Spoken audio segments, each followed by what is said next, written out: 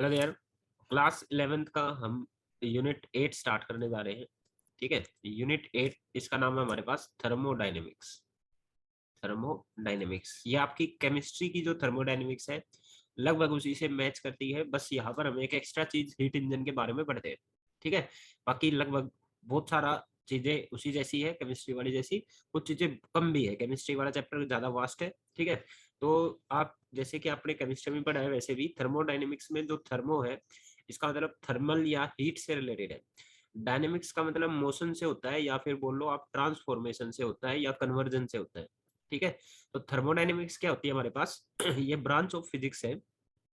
It is the branch of physics in which we deals with the study of transformation of heat from one form to another। ठीक है, हम यहाँ पर heat कैसे exchange होती है डिफरेंट बॉडीज के बीच में।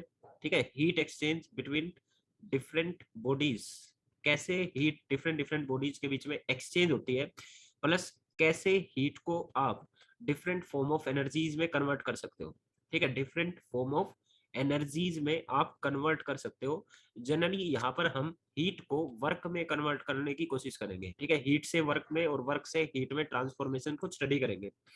तो थर्मोडायनेमिक्स एक ब्रांच ऑफ फिजिक्स है जिसमें हम हीट से डीलिंग कर रहे होते हैं कि हीट कैसे कैसे एक्सचेंज होती है डिफरेंट बॉडीज के बीच में, और कैसे हीट को आप यूजफुल वर्क में कन्वर्ट कर सकते हो। इसका जो अल्टीमेट जो हम चीज पढ़ेंगे लास्ट में जाके वो हीट इंजन है। ठीक है, जिसमें हम हीट की हेल्प से यूजफुल वर्क डन करते हैं। जैसे हीट इंजन में आपके पास, जैसे पुराने टाइम पे हमारे पास स्टीम इंजन होता था, उसमें आप कोयले की ट्रेनें चलाते थे, तो कोयला जला के आप हीट प्रोड्यूस करते थे, उसकी वजह से आपकी ट्रेन चलती थी, है ना। तो वहां पे हीट एनर्जी को आप वर्क में कन्वर्ट कर रहे हैं। तो ये सब जो चीजें आपके पास किसमें आएगी, थर्मोडायनेमिक्स के अंदर। ठीक है, अब थर्मोडायनेमिक्स में कुछ टर्म्स होती है जो हमको पता होनी चाहिए कि क्या क्या है। ठीक है, ये टर्म्स आपने केमिस्ट्री में भी पढ़ी है, यहाँ पर भी ये फिर से आ रही है। तो आज का जो लेक्चर रहेगा सिर्फ इन डेफिनेशंस पर, जो कुछ कुछ खास जो मेन टर्म्स जो यूज होती रहेंगी उनके ऊपर है। ठीक है, तो सबसे जो फर्स्ट टर्म है ये है हमारे पास की थर्मोडायनेमिक सिस्टम किसको बोलते हैं।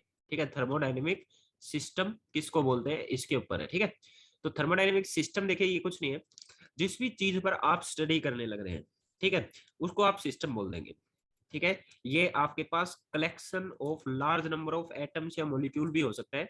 इट इज थर्मोडायनेमिक सिस्टम को क्या बोलेंगे, एक collection of large number of large number of atoms और मॉलिक्यूल्स, एटम्स और molecules confine confine with in certain boundaries, with in certain boundaries, जिस पर आप स्टडी कर रहे हो उसको क्या बोलेंगे, थर्मोडायनेमिक सिस्टम।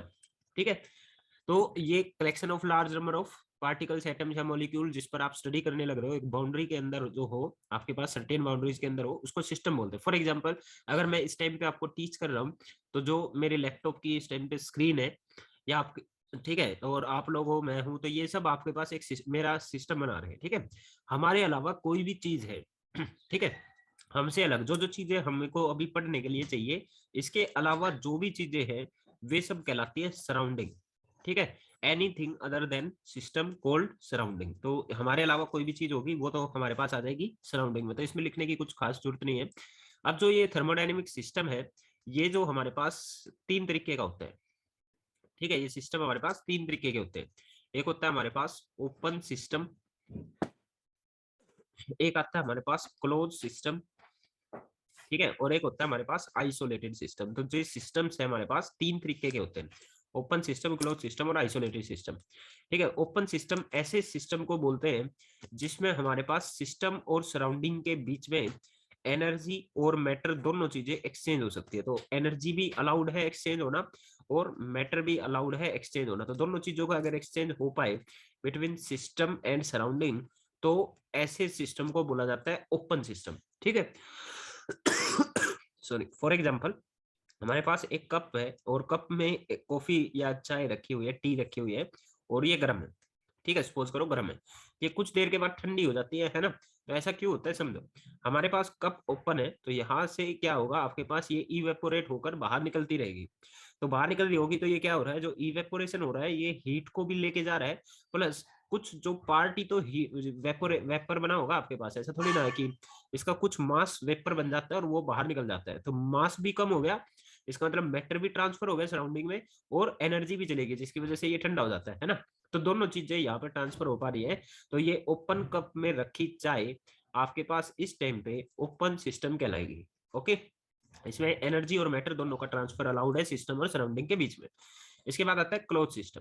क्लोज सिस्टम ऐसा सिस्टम होता है जिसमें एनर्जी का ट्रांसफर तो अलाउड है पर आपके पास मैटर का ट्रांसफर अलाउड नहीं है। ठीक है, तो ऐसे सिस्टम जिसमें सिस्टम और सराउंडिंग के बीच में एनर्जी ट्रांसफर हो सकती है पर मैटर ट्रांसफर नहीं हो, ऐसे सिस्टम को क्लोज सिस्टम बोलते हैं।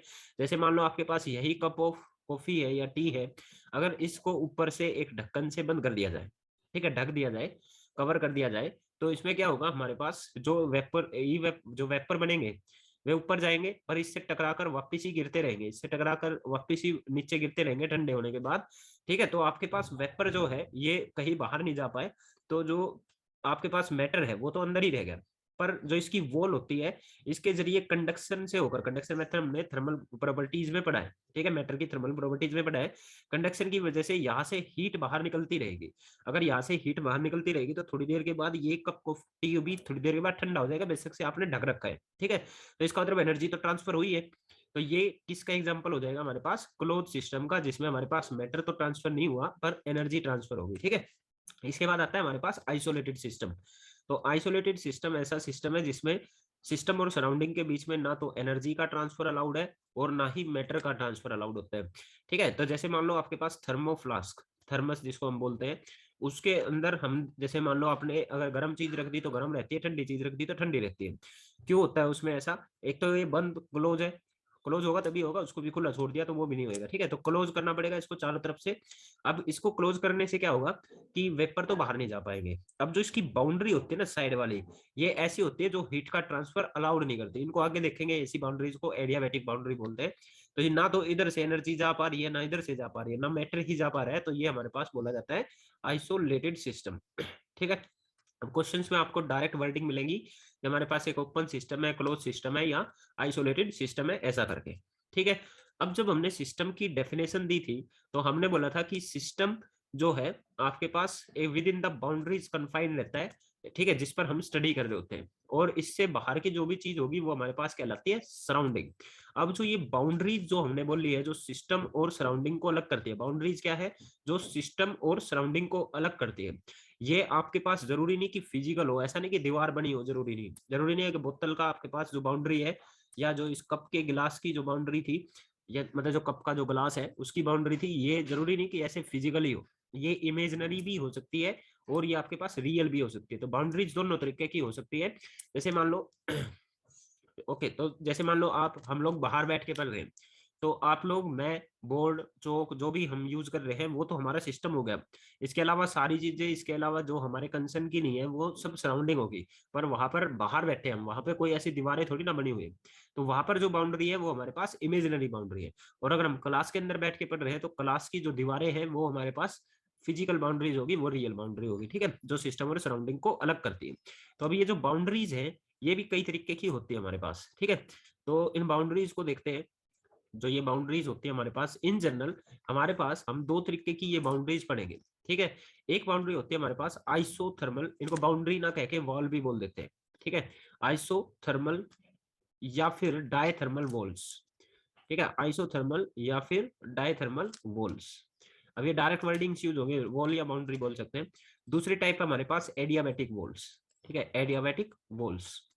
अब इनका मतलब क्या है, आई जब भी हम बोलेंगे कि कोई भी सिस्टम है, ठीक है, ये आपके पास आइसोथर्मल वॉल्स या डायथर्मल वॉल्स के बीच में रखा हुआ है, तो ये आइसोथर्मल वॉल ऐसी होती है जो कि सिस्टम और सराउंडिंग के बीच में हीट का एक्सचेंज अलाउ करती है।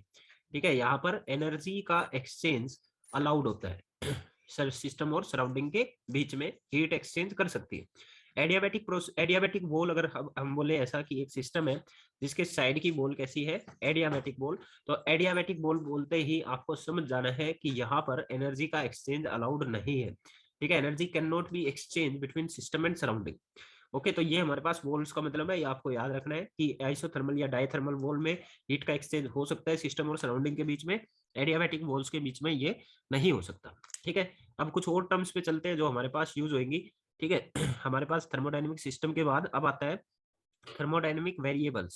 ठीक है, थर्मोडायनेमिक वेरिएबल्स या स्टेट वेरिएबल्स भी बोल सकते हैं, इनको क्या बोल सकते हैं, स्टेट वेरिएबल्स। ओके, तो थर्मोडायनेमिक स्टेट वेरिएबल्स क्या होते हैं, देखो जैसे आपके पास मैथ्स में, जैसे हमने मैथ्स में पढ़ा है कि किसी चीज के बारे में जानकारी चाहिए हमको, तो उसके बारे में कुछ कुछ चीजों के बारे में पता होना चाहिए। जैसे मान लो आपके पास एक्स और वाई में एक इक्वेशन है, ऐसे कुछ भी, तो अगर आपको वाई की वैल्यू निकालनी है तो आपको एक्स का पता होना चाहिए, या एक्स की वैल्यू निकालनी है तो वाई का पता होना चाहिए, तो इन्हीं की टर्म्स में आप इक्वेशन को डिफाइन कर रहे हैं, है ना। तो ऐसे ही हमारे पास थर्मोडाइनमिक सिस्टम की अगर आपको स्टेट के बारे में बताना है, ठीक है, थर्मोडाइनमिक सिस्टम की स्टेट के बारे में बताना है, तो जिन जिन चीजों की जरूरत, जिन जिन चीजों के बारे में पता करके आप इसके बारे में बता सकते हैं, उनको थर्मोडायनेमिक वेरिएबल बोलते हैं। एक और एग्जांपल लेता हूं, जैसे मान लो एक पार्टिकल है, ठीक है, इसका मास m है और ये ऊपर से नीचे फ्री फॉल कर रहा है, ठीक है, आपको इस प्रोसेस के, इस फ्री फॉलिंग प्रोसेस के बारे में कंप्लीट जानकारी चाहिए, तो आपको क्या क्या पता होना चाहिए ये बताओ, इस प्रोसेस के बारे में क्या क्या पता होना चाहिए। अगर आप इस प्रोसेस के बारे में आपसे कोई क्वेश्चनिंग करे, तो आपको उसकी कंप्लीट नॉलेज के लिए क्या क्या पता होना चाहिए।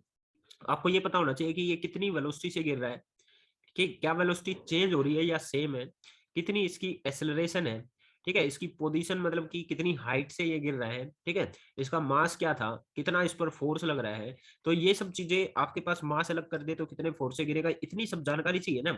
इसमें मेन मेन चीजें देखो, फोर्स, मास, वेलोसिटी, पोजीशन, एक्सेलरेशन, ये सब आ रही है।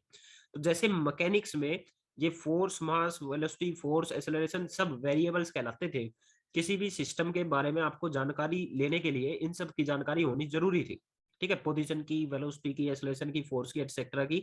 इसी तरीके से थर्मोडायनेमिक्स में भी हमको अगर किसी सिस्टम की स्टेट बतानी है, कोई सिस्टम है और उसकी कोई स्टेट जाननी है कि वो किस स्टेट में है, तो हमारे पास कुछ वेरिएबल्स है, जैसे उधर मास, एक्सेलरेशन, वेलोसिटी सब थी, यहाँ पर हमारे पास वे वेरिएबल्स है, प्रेशर, ठीक है, टेम्परेचर, वॉल्यूम, इंटरनल एनर्जी, ठीक है, internal energy, entropy, number of moles etcetera, ठीक है। तो ये हमारे पास कुछ स्टेट वेरिएबल्स है जिनकी टर्म पे किसी भी सिस्टम की स्टेट बताई जा सकती है, मतलब कि आपको ये बताना है कि कोई गैस है वो किस स्टेट में है, ठीक है, या गैस है मतलब वो किस स्टेट में है, या कोई भी सिस्टम है किस स्टेट में है, तो वो एक्चुअली में आपसे इनकी वैल्यू पूछना चाह रहा है कि प्रेशर, वॉल्यूम, टेम्परेचर, ये सब उसका कितना है, ठीक है। जरूरी नहीं सारे बताए जाए, जितने भी उस टाइम पे उसकी नोन है तो वे आप बता सकते हैं। तो किसी भी थर्मोडायनेमिक सिस्टम के बारे में कुछ भी जानकारी आपको निकालनी है, तो आपको उसके pressure, temperature, volume, internal energy, इन सब के बारे में पता होना चाहिए, ठीक है। इनको बोला जाता है उसकी स्टेट वेरिएबल्स। ऐसे वेरिएबल्स जो उसकी स्टेट के बारे में बता दे, ठीक है, उसको क्या बोलते हैं, थर्मोडायनेमिक स्टेट वेरिएबल्स, ठीक है। अब हमारे पास यहाँ पर आपके पास इक्वेशन ऑफ स्टेट भी एक टर्म होती है, इक्वेशन ऑफ स्टेट, ये कुछ खास नहीं है। इक्वेशन ऑफ स्टेट में क्या है, एक ऐसी इक्वेशन जो स्टेट वेरिएबल्स को एक इक्वेशन के अंदर डाल दे, ठीक है। जैसे एक बड़ी फेमस इक्वेशन आप आइडियल गैस इक्वेशन जानते हैं, PV is equal to NRT, ठीक है। यहाँ पर टी टेम्परेचर स्टेट वेरिएबल आ गया, वॉल्यूम आ गई, प्रेशर आ गया, नंबर ऑफ मोल्स आ गया, आर तो रियल गैस कांस्टेंट है।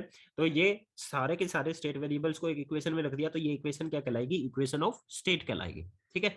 तो ये हमारे पास अगली चीज थी जो हमको पता होनी चाहिए थी, ठीक है।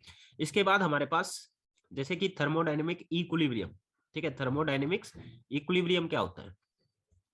देखिए आपके पास इक्विलिब्रियम आपने कई तरीके के पढ़े हैं, उसके बाद मैं थर्मोडायनेमिक इक्विलिब्रियम पे आऊंगा। इक्विलिब्रियम आपने कई तरीके का पढ़ा है, जैसे कि एक होता है हमारे पास मैकेनिकल इक्विलिब्रियम, ठीक है, मैकेनिकल इक्विलिब्रियम। मैकेनिकल इक्विलिब्रियम में आप ये बोलते थे, बहुत सारे क्वेश्चन भी हमने इस पे करे हुए हैं, जब भी किसी बॉडी पर लगने वाले नेट फोर्स और नेट टॉर्क हमारे पास उस पर जीरो, ठीक है, तो हम बोल देते हैं कि सिस्टम हमारे पास मैकेनिकल इक्विलिब्रियम में है। उस पर लगने वाला फोर्स भी जीरो होना चाहिए और टॉर्क भी जीरो होना चाहिए। टॉर्क से क्या करता है, घूमने लग जाती है बॉडी। जैसे मान लो आपके पास एक रोड इस तरीके से, इस पर एक फोर्स इधर लगा दिया जाए एफ का और एक फोर्स इधर लगा दिया जाए एफ का, तो अब तो इस पे एक फोर्स इस डायरेक्शन में, एक इस डायरेक्शन में इक्वल है, तो फोर्स तो जीरो है, फोर्स तो जीरो है इस वाले केस में। पर आप लोग जानते हो कि इस फोर्स की वजह से ये एंड इधर चला जाएगा, इसकी वजह से एंड इधर चला जाएगा, तो ये तो रोटेट कर जाएगी। रोटेट करेगी मतलब कि यहाँ पर टॉर्क आ गया, तो टॉर्क नॉन जीरो है, तो इस टाइम पे ये हमारे पास इक्विलिब्रियम में नहीं है। तो इक्विलिब्रियम की कंडीशन आपके पास जैसे मैकेनिक्स में होती थी कि फोर्स भी जीरो होना चाहिए, टॉर्क भी जीरो होना चाहिए, ये चेंज नहीं होना चाहिए।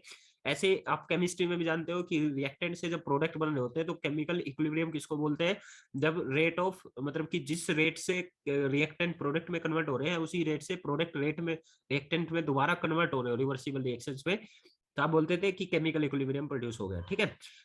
ऐसे ही थर्मोडायनेमिक इक्विलिब्रियम किसको बोलते हैं, जब एक ऐसी स्टेट अचीव हो जाए, एक ऐसी स्टेट जिसमें प्रेशर वॉल्यूम टेम्परेचर ये सब जो भी स्टेट वेरिएबल्स थे ये टाइम इंडिपेंडेंट हो जाए। टाइम इंडिपेंडेंट मतलब टाइम के साथ ये चेंज ना हो, डज नॉट चेंज। ठीक है, डज नॉट चेंज। अगर ये चेंज होने बंद हो जाए, लगातार प्रेशर वॉल्यूम टेम्परेचर वगैरह सब एक जैसे बने हुए हैं, तो आप बोलेंगे कि जो हमारा थर्मोडायनेमिक सिस्टम था वो किस में आ गया, इक्विलिब्रियम में आ गया। मतलब कि अगर प्रेशर वॉल्यूम टेम्परेचर सब स्टेट वेरिएबल्स अगर किस में आ जाए हमारे पास, टाइम इंडिपेंडेंट हो जाए, टाइम के साथ चेंज ना हो, हम बोलेंगे कि ये किसमें हमारे पास इक्विलिब्रियम में है। ठीक है, इसी तरीके से एक इक्विलिब्रियम और पढ़ेंगे हम, जैसे कि थर्मल इक्विलिब्रियम। तो थर्मल इक्विलिब्रियम में थर्मल का मतलब है टेम्परेचर से, इसको जीरोथ लॉ में पढ़ेंगे एक्चुअली में हम जाके, बस मैं जस्ट वैसे बता देता हूँ। थर्मल इक्विलिब्रियम का मतलब है स्टेट वेरिएबल्स में से जो टेम्परेचर है सिर्फ वो सेम रहे, वो चेंज ना हो। ठीक है, वो चेंज ना हो, तो आप बोलेंगे कि जो सिस्टम है वो हमारे पास थर्मल इक्विलिब्रियम के अंदर आ गया है। ठीक है, तो ये थर्मल इक्विलिब्रियम का है, उसको आगे जाके हम जीरोथ लॉ में पढ़ लेंगे। अब आते हैं हम, इसको मैं क्लियर कर रहा हूँ, अब आते हैं हम थर्मोडायनेमिक प्रोसेस किसको बोलेंगे, थर्मोडायनेमिक प्रोसेस। ठीक है, तो हम कब बोलेंगे कि एक प्रोसेस हुआ है। मान लो आपके पास स्टेट वेरिएबल्स में से, मान लो एक गैस है, जैसे ये गैस है, इसका प्रेशर था P1, इसकी वॉल्यूम थी V1, इसका टेम्परेचर था T1। अब आपके पास इन स्टेट वेरिएबल्स में से एक भी चेंज हो गया, मान लो आपके पास प्रेशर P1 ही रहा, वॉल्यूम V1 ही रही और टेम्परेचर चेंज हो गया T2। ठीक है, आपने बाहर से हीट दे दी या इससे हीट निकाल ली। ठीक है, या फिर आपके पास वॉल्यूम चेंज होगी, प्रेशर P1 रहा, वॉल्यूम V2 होगी, टेम्परेचर T2 हो गया, कुछ भी आपके पास अगर एक भी स्टेट वेरिएबल चेंज हो जाता है किसी भी वजह से, तो आप बोलोगे एक प्रोसेस हो गया। ठीक है, the process of change of state. ठीक है, तो आपके पास अगर if any of the state variable, any of the state variable changes with time, या any of the state variable changes, तो आप बोलेंगे एक प्रोसेस हुआ है। Pressure volume temperature internal energy इन सब में से एक भी स्टेट वेरिएबल चेंज हो जाता है, तो आप क्या बोलेंगे, एक थर्मोडायनेमिक प्रोसेस हो गया है। ठीक है, तो अब जो ये थर्मोडायनेमिक प्रोसेस होते हैं ये हमारे पास चार तरीके के होते हैं, जो ज्यादातर जो जनरली हम यूज करते हैं वो हमारे पास चार तरीके के होते हैं। तो हम कौन कौन से प्रोसेसेस पढ़ने वाले हैं। ठीक है, सबसे पहले हमारे पास आइसोथर्मल प्रोसेस। ठीक है, आइसोथर्मल प्रोसेस हम देखेंगे इनके बारे में कि कौन सी क्या क्या खास बात है। आइसोथर्मल प्रोसेस के बाद जो सेकंड है हमारे पास जो हम पढ़ेंगे वो है हमारे पास एडियाबैटिक प्रोसेस। ठीक है, जो सेकंड है हमारे पास वो है एडियाबैटिक प्रोसेस। थर्ड जो है हमारे पास वो है आइसोबारिक प्रोसेस। कौन सा प्रोसेस, प्रोसेस का मतलब जान दो ना, एक भी स्टेट वेरिएबल चेंज हो तो हमें ना अलग अलग के हिसाब से कर रहे हैं, जैसे खाली टेम्परेचर चेंज हो या खाली वॉल्यूम चेंज हो, इस तरीके से हम अलग अलग प्रोसेस के नाम दे रहे हैं। ठीक है, तो isothermal process, adiabatic process, isobaric process, isovolumic process. ठीक है, आइसोवोल्यूमिक या इसको आइसोकोरिक प्रोसेस भी बोलते हैं। ठीक है, ये हमारे पास फोर्थ प्रोसेस हो गया। नंबर 5 जो हम पढ़ेंगे cyclic and non cyclic process है, cyclic and non cyclic process. ठीक है, और जो नंबर 6 पढ़ेंगे वे हम पढ़ेंगे रिवर्सिबल और नॉन रिवर्सिबल, या इरिवर्सिबल भी बोल सकते हैं, रिवर्सिबल और इरिवर्सिबल प्रोसेसेस। तो ये हम पढ़ने वाले हैं। ठीक है, अगले जो आगे जो हम पढ़ेंगे वो ये सब पढ़ने वाले हैं। ठीक है, अब इसका मैं थोड़ा थोड़ा इंट्रोडक्शन आपको दे देता हूँ कि इसमें क्या होता है।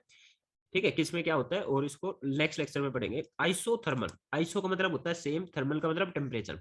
ऐसा प्रोसेस जिसमें आपके पास टेम्परेचर सेम रहे, बाकी प्रेशर वॉल्यूम जो भी चेंज होना वो चेंज होता रहो पर टेम्परेचर सेम रहना चाहिए। ठीक है, एडियाबैटिक प्रोसेस, ऐसा प्रोसेस जिसमें हीट एक्सचेंज ना हो, हीट हमारे पास कांस्टेंट बनी रहे, हीट का चेंज हमारे पास जीरो रहे, हीट चेंज ना हो बाकी कुछ भी चेंज होता रहे टेम्परेचर वगैरह, ऐसे प्रोसेस को एडियाबैटिक प्रोसेस बोलेंगे।